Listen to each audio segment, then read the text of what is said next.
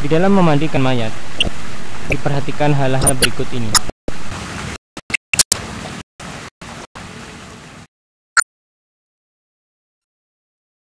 Pertama, memulai sebelah kanan dan tempat-tempat wudhu. Rasulullah Shallallahu Alaihi Wasallam bersabda, "Ibda'na bima yaminiha wa mawadi'il wudhu'i minha." Rawahul Bukhari wa Muslim. Kedua, memandikannya 3 kali, 5, atau 7, atau lebih, sesuai dengan tuntutan kebutuhan. Hendaklah memandikannya itu dengan bilangan yang ganjil. Rasulullah Shallallahu Alaihi Wasallam bersabda, "Ighsilnaha 3 atau 5 atau 7 atau akthar min dhalik in ra'aitunna dhalik." Ketiga, sebagiannya disertai dengan daun sidr atau bidara atau yang bisa menggantikannya. Rasulullah Shallallahu Alaihi Wasallam bersabda, "Bima'in wa sidrin." Keempat, pintalan rambut dibuka dan dicuci dengan baik. Kelima, menyisir rambut.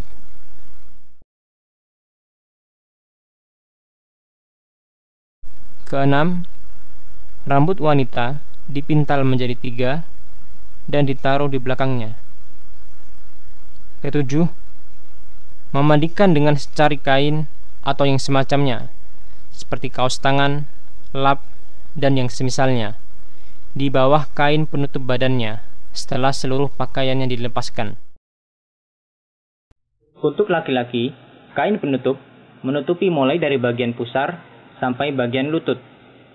Adapun untuk wanita, kain penutup menutupi bagian dada sampai lutut. Adapun apabila suami memandikan istri atau istri memandikan suami, maka tidak perlu menggunakan kain penutup karena tidak ada batasan aurat bagi mereka berdua. Kedelapan, akhir pemandian dicampur dengan sesuatu yang wangi, seperti kamfer atau kapur barus, dan ini yang terbaik. "Waja'alna fil akhirati kafuran aw syai'an min kafur." Kecuali orang yang mati ketika ihram, maka tidak boleh diberi minyak wangi. Kesembilan, laki-laki dimandikan oleh laki-laki dan wanita dimandikan oleh wanita, terkecuali suami istri. Keduanya boleh saling memandikan karena tidak ada dalil yang melarangnya. Bahkan hal tersebut dijelaskan dalam sunnah Rasulullah Sallallahu Alaihi Wasallam. Kesepuluh, yang memandikan hendaklah orang yang paling tahu tentang sunnah memandikan, apalagi jika dia dari keluarganya atau kerabatnya. Kesebelas, orang yang memandikan mayat akan mendapatkan pahala yang besar dengan 2 syarat.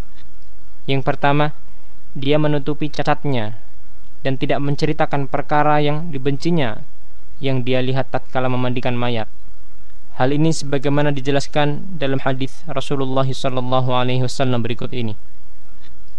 "Man ghassala musliman fakatama alaihi ghafara lahu Allahu 40 marratan." Rawahul Hakim wal Baihaqi. Yang kedua, hal itu dia lakukan untuk mencari wajah Allah Subhanahu wa ta'ala, tidak menghendaki balasan dan ucapan terima kasih atau perkara-perkara duniawi lainnya, karena Allah Subhanahu wa ta'ala tidak akan menerima perkara-perkara akhirat kecuali yang ikhlas untuk wajah Allah Subhanahu wa ta'ala. Ke-12, bagi orang yang memandikan mayat disukai untuk mandi, akan tetapi tidak diwajibkan. Ke-13, tidak disyariatkan memandikan orang yang mati syahid, walaupun saat itu ia diketahui bahwasanya sedang dalam keadaan junub. Kaum laki-laki atau wanita dibolehkan memandikan jenazah anak laki-laki ataupun perempuan yang berusia di bawah 7 tahun, sebab tidak ada batasan aurat bagi mereka.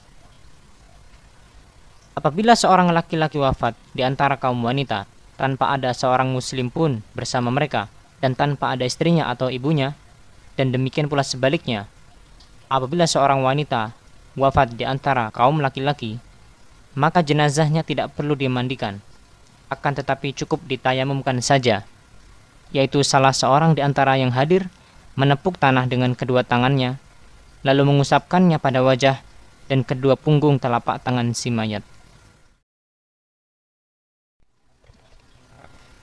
Janin yang gugur, bila telah mencapai usia 4 bulan dalam kandungan, jenazahnya hendaklah dimandikan, disolatkan, dan diberi nama baginya.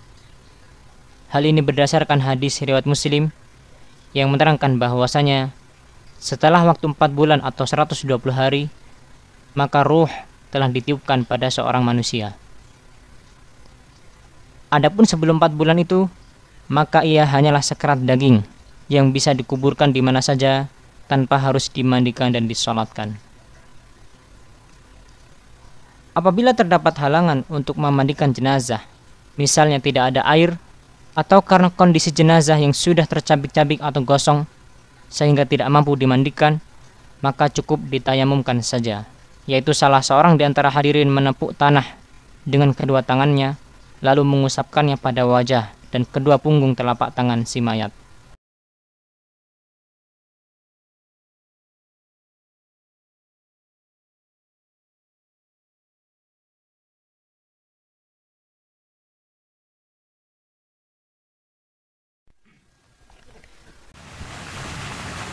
Ini adalah tata cara memandikan jenazah sebagaimana yang telah dijelaskan di muka.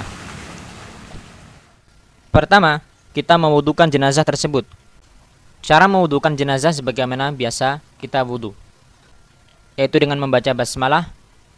Kemudian kita mencuci kedua telapak tangan si mayat sebanyak 3 kali. Kemudian membersihkan mulut dan hidungnya 3 kali. Kemudian membasuh wajahnya 3 kali.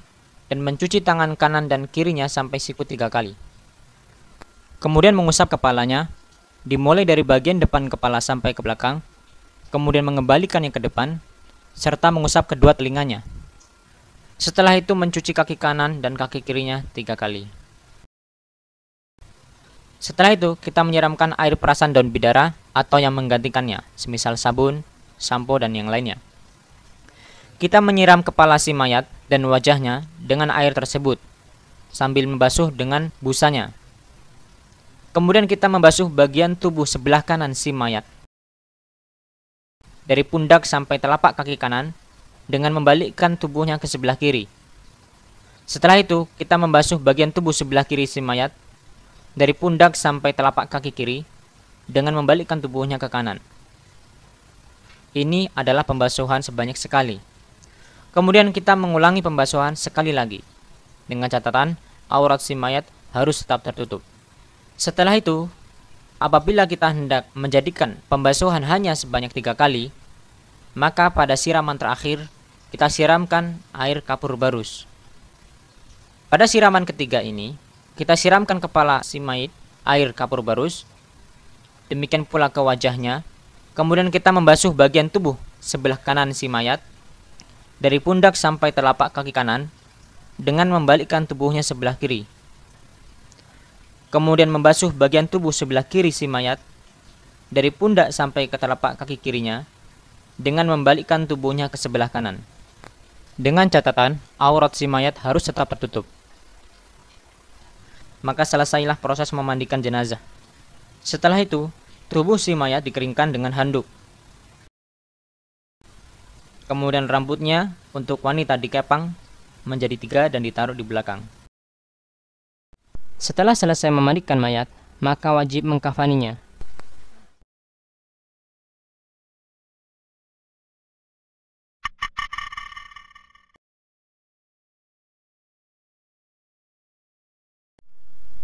Setelah selesai memandikan mayat, maka wajib mengkafaninya. Kafan atau harganya wajib diambilkan dari harta mayat, walaupun menghabiskannya. Sebaiknya, kafan itu menutupi seluruh badannya. Jika tidak mudah mendapatkan kafan yang menutupi seluruh badannya, maka kepalanya dan badan yang panjang ditutup dengan kafan, dan badannya yang masih terbuka ditutup dengan idhir atau sejenis rumput yang harum baunya, atau rumput jerami yang lainnya. Walaupun hal ini jarang terjadi di zaman kita ini, akan tetapi ini merupakan ajaran Rasulullah SAW yang harus diterangkan.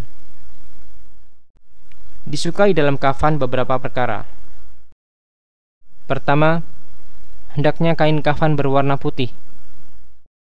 Rasulullah SAW bersabda,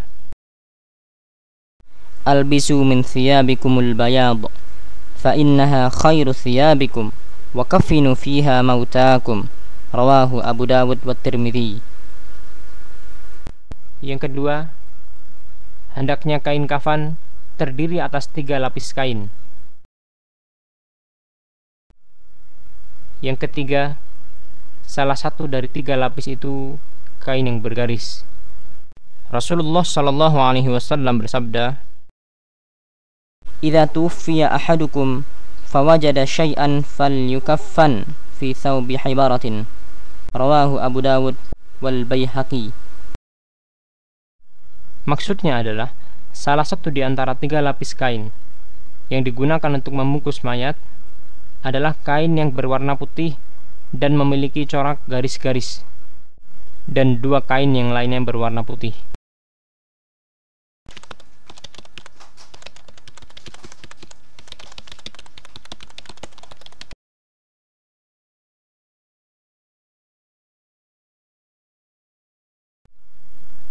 Tidak boleh berlebihan di dalam kafan dan melebihkan kafan di atas 3, karena hal ini menyelisih kafan Rasulullah SAW dan termasuk dalam menyia-nyiakan harta. Kafan wanita seperti halnya kafan laki-laki, karena tidak ada dalil sahih yang membedakannya.